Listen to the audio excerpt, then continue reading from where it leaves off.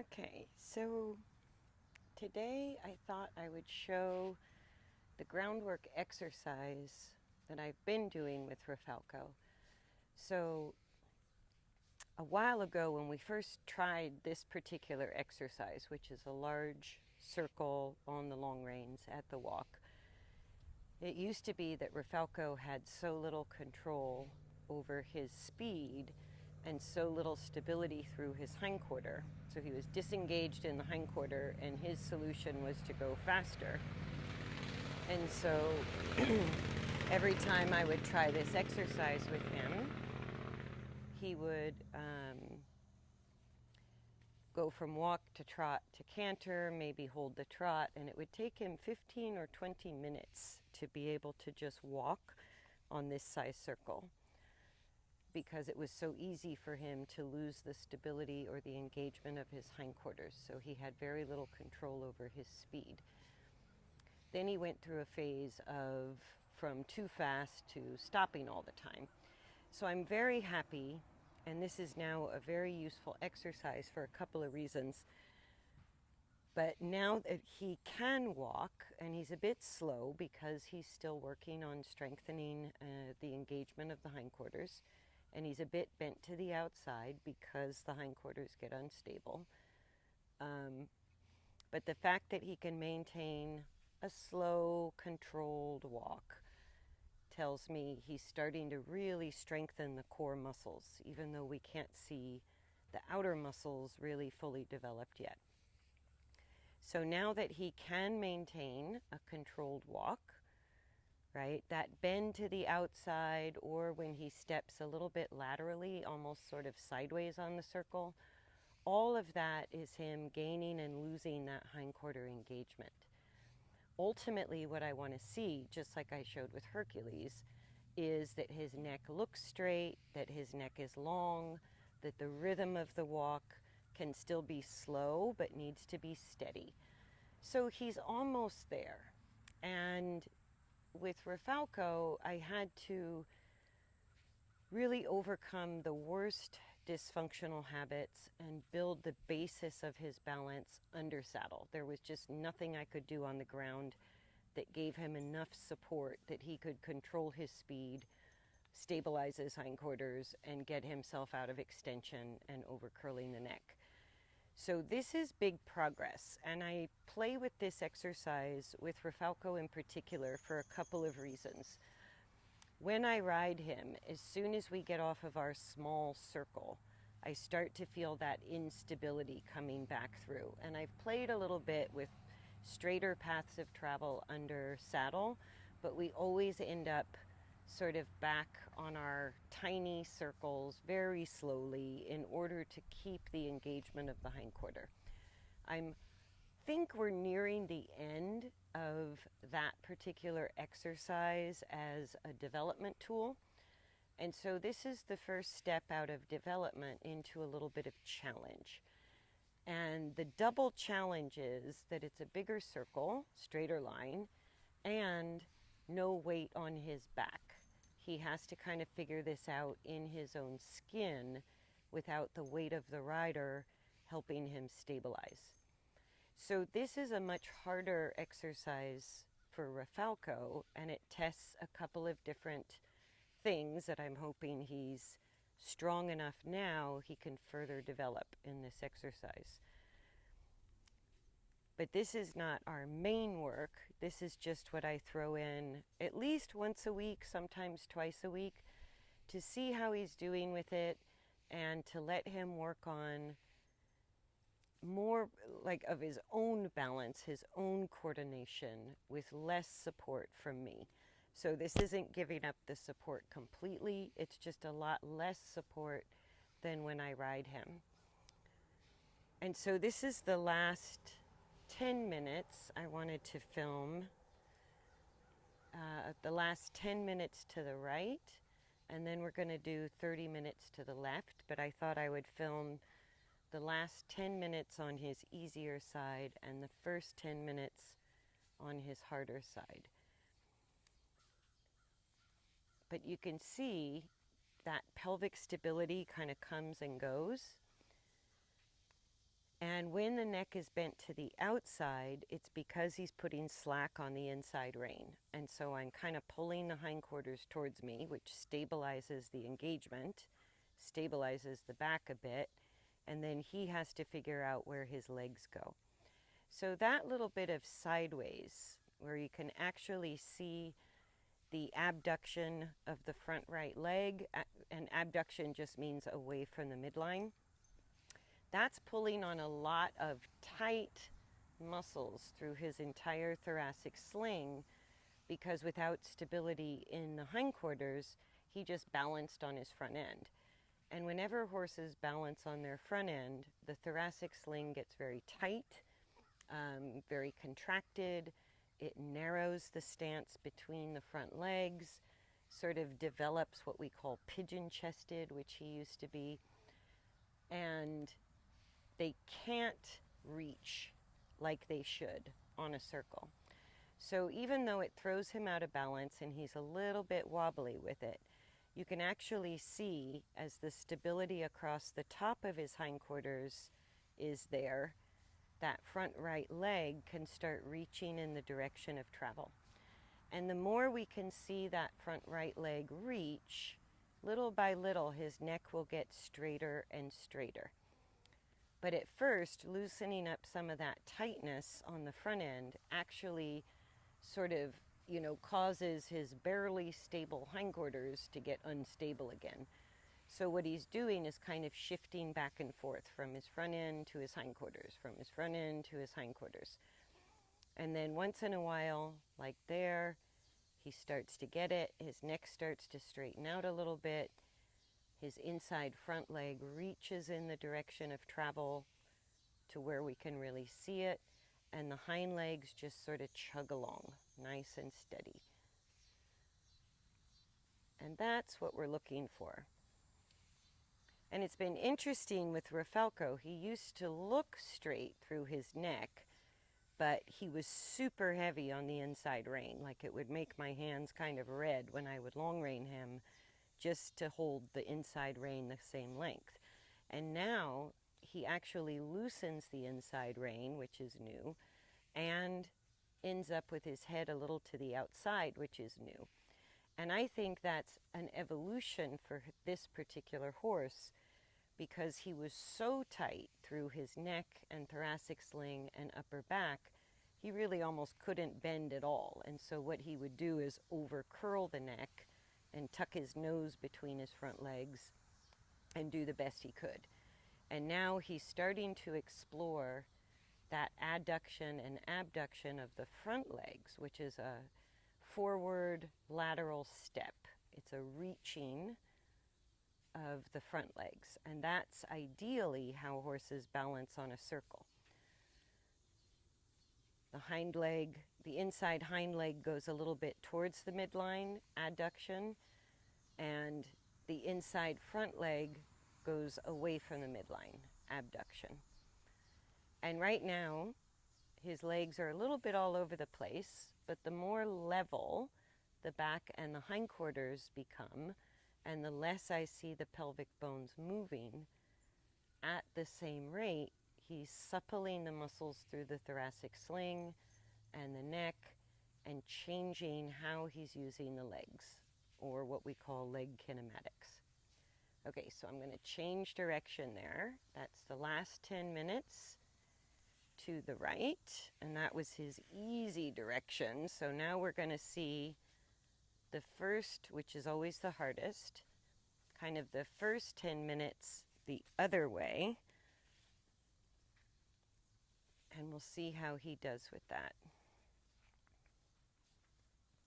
And it took him longer as we played with this exercise sort of little by little. It took him a lot longer to be able to slow down tracking left compared to tracking right. Tracking left was where he just kept going faster and faster and either got stuck in a really fast trot or would sometimes go up to canter, but he definitely could not walk around to the left. That took some practice and a whole lot of riding to get him balanced and strong enough that he could maintain a walk going left. So now, because it's his harder side, which means the hindquarter is a little less stable, the back is a little less stable, the left front is still very tight, still in its old habit. We might see a little more bend to the outside of the head and neck compared to going the other direction. And right now he's just kind of pulling on that left inside rein. And his nose to the ground is not the worst thing. He's a little heavy, a little unstable, but that nose to the ground with the neck straight means he's starting to feel level and straight enough through his back and hindquarters that he can really let go of that neck tension. And yes, he's on the forehand, but it's a beginning of sort of re-lengthening what have been chronically shortened muscles. And that's what starts to restore the suppleness throughout the whole top line, including the neck and including the thoracic sling. And we may not see his left front leg reach like we saw the right front leg reach, because the left front leg he's balanced on a little harder. He's actually even a little bit toed in on that leg still.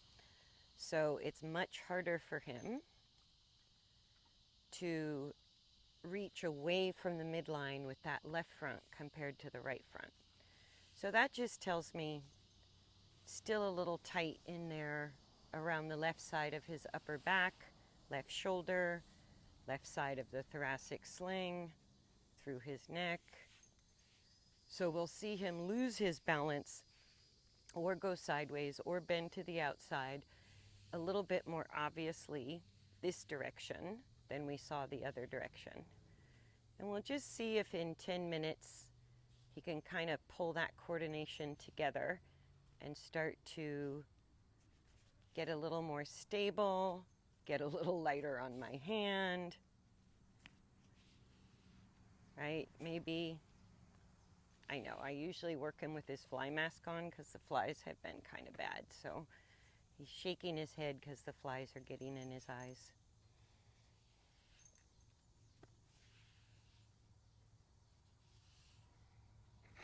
I know, it's hot and sticky. So the blowing is very good.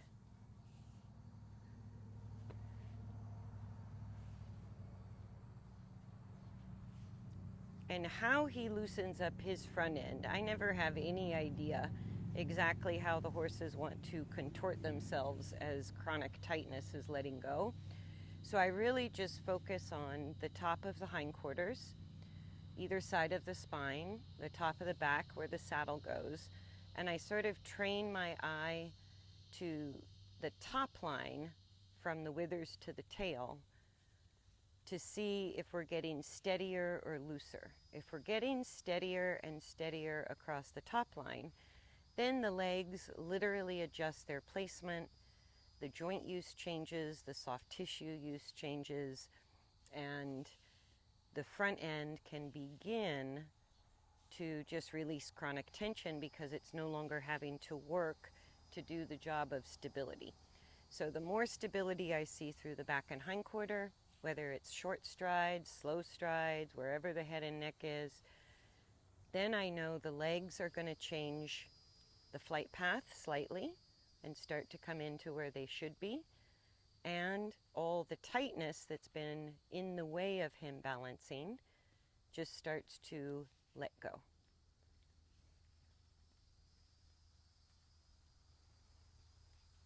It's interesting. He really wants his nose in the dirt this direction, which is what I see pretty often when you've got deep or long-term tightness through the muscles. A lot of those horses want to lengthen the top line so much that they'll go around, and I've had some of them even furrow the dirt with their nose, and others just up and down, and then finally sort of finding that relief with their nose just an inch off the dirt, pretty low.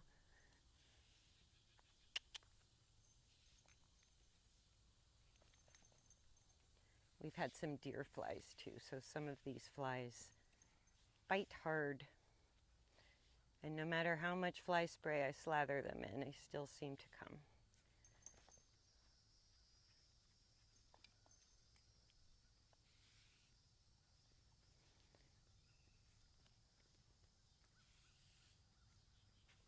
Yeah, so we're almost at 10 minutes this way, and he's only just beginning to start to settle into better coordination. He's only just starting to have a few strides where he doesn't feel so wobbly, so all over the place.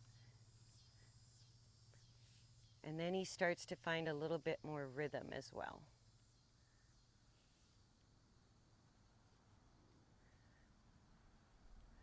Yeah.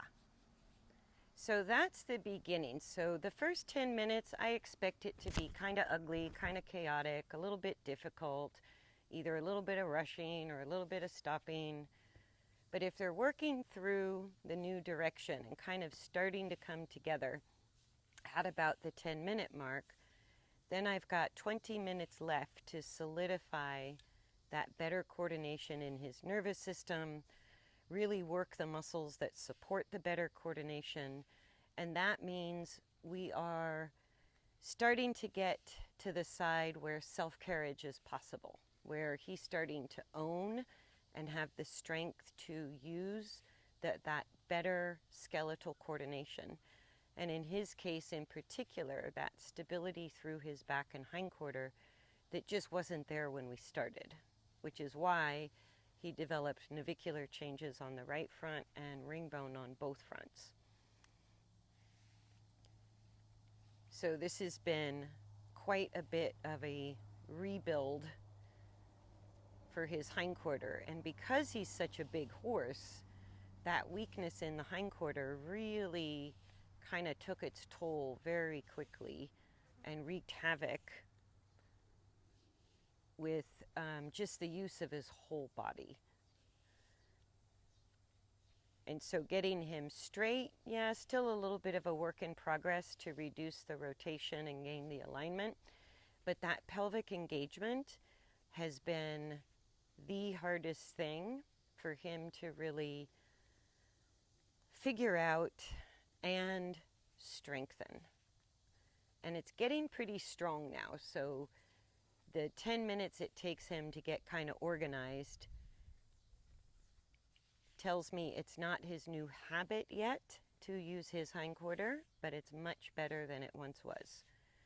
We are on the right path. And then this change of posture where he's maintaining a steady rhythm, the neck starts to straighten out, but it stays long, not there. That tells me in his own skin, he's feeling pretty stable and starting to rely on the work of the hindquarter to control impulsion, or I should say, to rate the propulsion and start to control his own body weight. Obviously, with his nose that low, he's not yet controlling his own body weight, but the steadiness of the rhythm tells me he can push and then resist the push equally, which is what gives us rhythm and hindquarter engagement or stability of the hindquarter. Yeah, so that's just 10 minutes this way, and I'll give him another 20. And these are our harder sessions for him, but I think very valuable for finding his stability on a straighter path of travel and finding his stability without the support of a rider on his back.